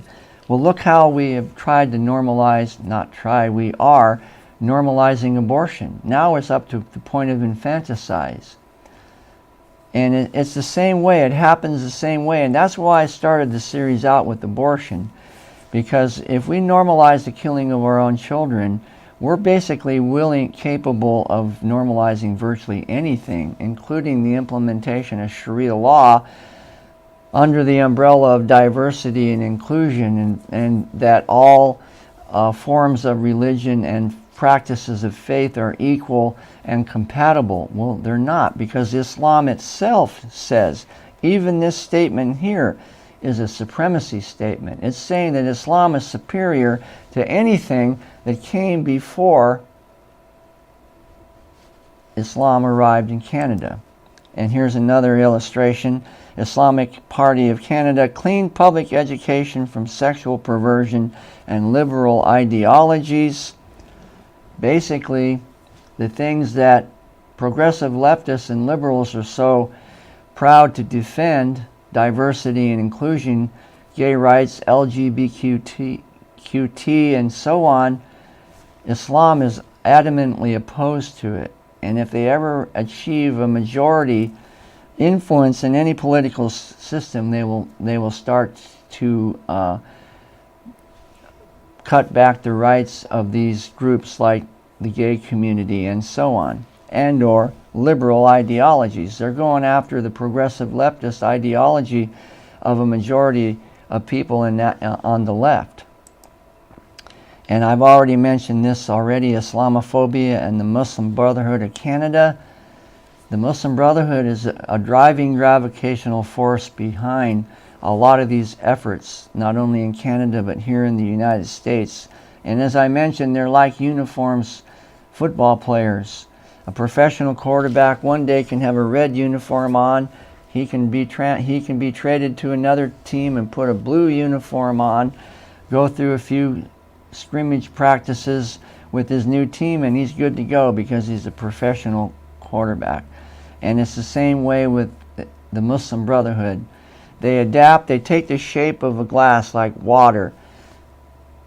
Whatever glass they're in, that's the shape they take, and they will either go under, around, or through an object until they prevail. Andrew Scheer calls on Trudeau to resign in wake of Wilson-Raybould SNC-Lavalin testimony. So, another variable in this equation that's going on right now is whether Trudeau will even survive as Prime Minister of Canada. And if he doesn't, if he's replaced or resigns, then the question will be, will he be replaced with a more conservative form of government that will address some of these emerging threats of the Salafi Muslim political parties operating in Canada, just like they operate in places like Pakistan and Bangladesh and India and Afghanistan and so many other places in the world. The Muslim Brotherhood there in Egypt, for example. So we're coming to the conclusion of this particular presentation on the northern border. And it's an introduction. There's much more, obviously, that could be said about this, but my main encouragement is to just keep your ears open and your eyes open as you read through the web or listen to the radio or watch news on TV, and you will hear, suddenly you'll notice, maybe that where you didn't notice before, there'll be a headline story about something that's going on in Canada that'll catch your attention, whereas maybe before it didn't, because of this short introduction to the emerging threat on the northern border. So, along with you, I will pledge to stand up for our constitutional republic and pledge to defend the Constitution and this government of, for, and by the people in such a time as this. So thank you very much.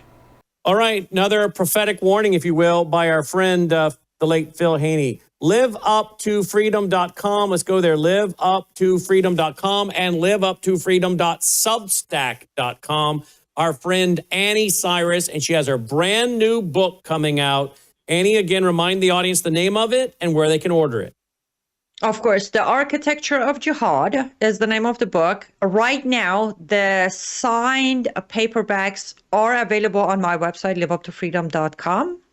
And by Saturday, you can just order your paperback copies from Amazon. That will be shipping internationally because the signed copies are only available for US right now. I can't, the shipping for international shipping is impossible. So I apologize, but they can get it on Amazon starting Saturday, or they can get a signed copy from my website, liveuptofreedom.com, The Architecture of Jihad, explaining the 10 different phases of jihad that America has been facing without knowing. Okay, so as we wrap here, Strait of Hormuz. How long is this going to go on? They're going to get this thing opened? Has this turned into a bigger deal than you think the Trump administration planned? And what are your thoughts about how long it'll take to get this strait opened before it starts really impacting oil prices, food, everything else? Well, is it really close, Brannon? Well, apparently they're letting ships through, not ships related to America and a couple of these other countries that are all lined up with each other, right? Right. That's what is being reported, correct. But let's look at it from military point of view first. There is no navy left for Iran or IRGC. So technically, we should be able to override whatever it is they're claiming within hours. But I don't think we're either being informed of the full truth of who's helping Iran create this problem. What I'm saying in plain language is this is not Iran regime or IRGC managing the closing or closure to a limit of a Strait of Hormuz. One of their allies is helping them, and we are not being told who they are. If we continue avoiding the ally, yes, it's going to drag on. But if either Israeli military or our military come out and say, I'm going to throw a name in there. Hey, China's helping them. China, back off or we're going to come after you next. Then that might expedite the solution to the Strait of Hormuz. What do you make of the Ayatollah Ali Khamenei's son being a homo? Doesn't even matter. No. I can't deny nor confirm that because I don't think anybody has a possible way of knowing that. I prefer for us to keep pressing for confirmation of his death or confirmation of him being alive. That is way more important. I still say he's dead, base case scenario in coma. But yeah, I don't know. I saw the news and I just shook my head. I'm like, come on. I think it's better to know if he's dead or alive rather than if he's gay or not, because that doesn't matter. But hopefully soon we'll get the confirmation that he is dead. Interesting times. Well, as always, Very thank you for being with us tonight, Annie. My pleasure. Thank you, Brannon. LiveUpToFreedom.com, LiveUpToFreedom.substack.com. All right, guys, that's our broadcast for tonight. Let me remind you, make sure you go to worldviewstore.com, worldviewstore.com, order up your business cards, pass them out to family and friends, let them know all about Worldview Tube. Roll the music. Let's call it a night. And again, thank you for all of you, to all of you, I should say, to all of you that support us regularly so we can keep pushing out free programming just like this. And if you're not a regular supporter, and if you haven't ever contributed, but you can afford to do so, would you please go right now to worldviewtube.com, set up a $10 a month, $20 a month contribution. Oh, it matters. When added to that of others, it matters a lot. So please do that. Worldviewfoundation.com. May God save America. Take care. Tonight on the Worldview Report, Joe Kent resigns as director of the National Counterterrorism Center.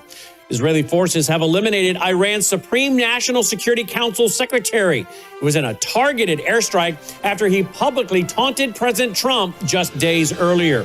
Iranian nurses and medics who treated wounded anti-regime protesters, they have been subjected to horrific gang rape and torture by regime forces as revenge.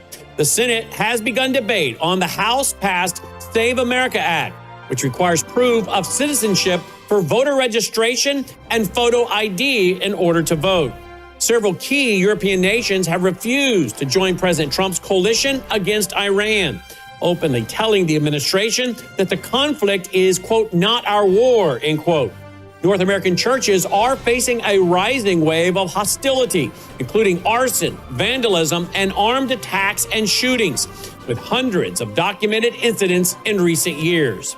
Industry experts at the Cato Institute and John Stossel, they all agree that the housing crisis is driven by government restrictions on supply, not investors buying homes. We'll look at that. All these stories and more as the Worldview Report begins right now.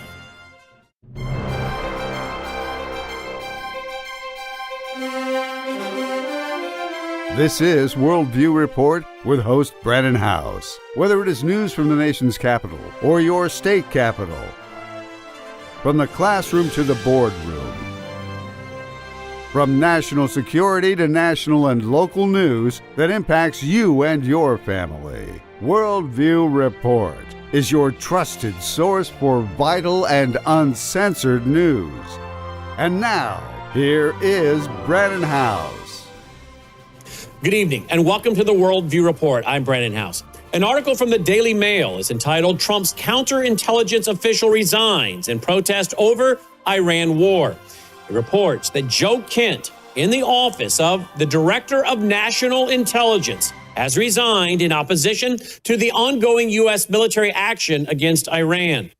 Kent submitted his resignation letter, citing strong moral and strategic objections to the escalation of strikes and the administration's decision to engage in what he called an, quote, unnecessary and dangerous war, end quote.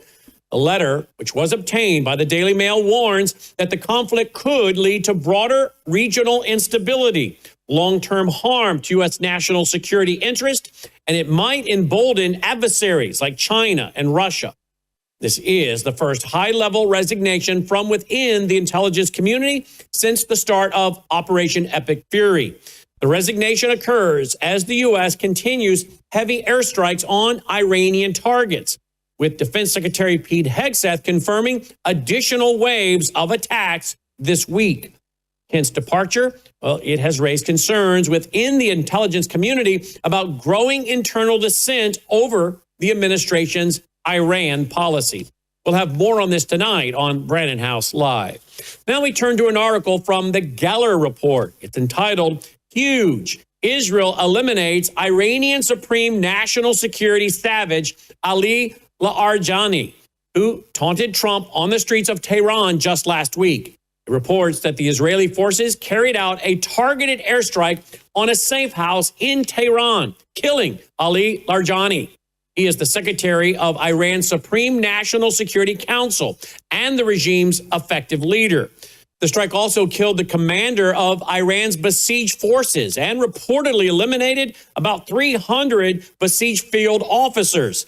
Larijani, he had publicly mocked President Trump just days earlier during a Quds Daily rally in Tehran. That was on social media. He warned that, quote, starting a war is easy, but it cannot be won with a few tweets, end quote. Israeli Defense Minister Israel Katz, he declared that both men, quote, joined the head of the annihilation program, Khomeini, in the depths of hell, end quote. While Foreign Minister Gideon Saar, he noted there had been a $10 million bounty on Larijani's head, adding, quote, we did it for free, end quote. Many Iranians reportedly celebrated the news of his death. An article from the Daily Mail is entitled Horrific Gang Rape Torture Ordeal of Iranian Nurses and Medics Subjected to Brutal Sex Attacks in Revenge for Caring for Wounded Rioters. One victim begged surgeons to let her die. That's the long title. And it reports that Iranian nurses and medical staff who treated wounded anti-regime protesters during the recent unrest have been subjected to systematic gang rape and torture by forces loyal to the Islamic Republic. The attacks are described as deliberate revenge by regime operatives against healthcare workers. who provided care to demonstrators who were injured in clashes with security forces. Victims, including female nurses and doctors, were reportedly abducted, held in undisclosed locations, and subjected to repeated sexual assaults and physical torture. One female victim, after enduring the ordeal, was so traumatized that she begged surgeons to let her die rather than continue living with the injuries and the psychological damage. The article at the Daily Mail points out that the incidents, well, they are part of a wider pattern of regime brutality against medical workers that are suspected of supporting protesters, with sources inside Iran confirming that the attacks were meant to send a chilling message to anyone providing aid to opposition figures. Now we turn to an article from the National Interest. It's entitled, "When Drones Hit Data Centers." It reports that Iranian drones struck Amazon Web Services facilities in the UAE and Bahrain, and they're causing fires, power shutdowns, and significant damage. The strikes, they highlight data centers and energy infrastructure as key military targets in modern warfare. The article explains that hyperscale facilities that are operated by AWS, Google Cloud, Microsoft, and Meta are highly vulnerable because of their concentration of value. A single low-cost drone, well, it can disable millions of dollars in assets and cause cascading failures across the banking, logistics, healthcare, and retail sectors. Their dual-use role, supporting both civilian AI and military or intelligence operations, well, it places them in a legal gray area, as seen in reciprocal U.S. and Israeli strikes on Iranian data centers that are linked to the IRGC. Peace warns that Gulf states, they have huge investments in data centers and AI goals, and they are now being threatened by conflict volatility, noting that these facilities, they were built to resist cyber attacks and natural disasters, but not aerial drone assaults. An article from The Federalist is entitled, "Senate Begins Debate on Doomed Save America Act." It's by MD Kittle, and they report that the Senate has started debating the House-passed Safeguard American Voter Eligibility America Act, our acronym SAVE, which requires documentation, proof of U.S. citizenship for federal voter registration and photo ID, all in order to vote. This bill is a House message that allows debate to begin with a simple majority vote, but it needs 60 votes to pass, making passage unlikely. Senate Majority Leader John Thune